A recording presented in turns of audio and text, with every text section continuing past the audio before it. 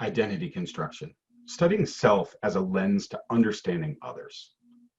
Heritage, or the perception of heritage, is part of one's identity construction, and it can be used to build community both positively and negatively.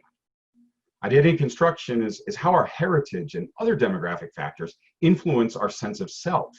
It is not the same as identity politics, which is more of voter predictability or, at worst, stereotyping and generalizations.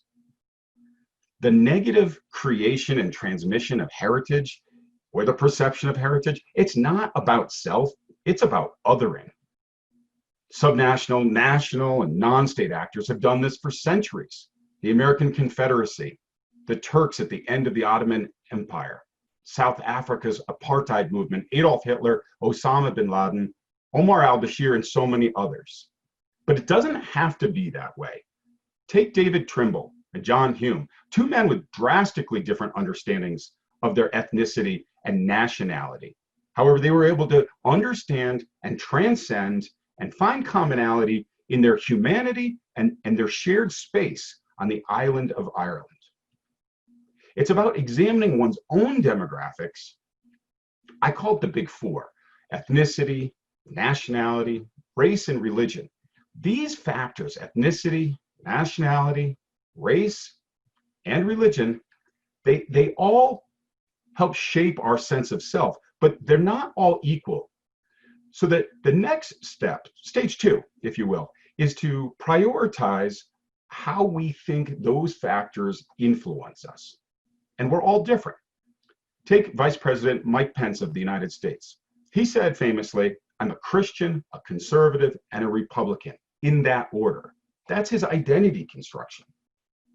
More recently, Martin Sellner of Austria, he said, quote, "Why should we accept becoming a minority in our own countries?" That's his sense of identity construction. He is incapable of separating his sense of nationality from his sense of ethnicity. And therefore, he considers other people of different ethnicities or religions who come to Austria as other. So step three. Step three is, after we understand ourselves and we understand our own self-prioritization of those factors that influence our identity, is to compare ourselves to the community average in which we live. Take the United States. The average American is German, American, Caucasian, and Christian.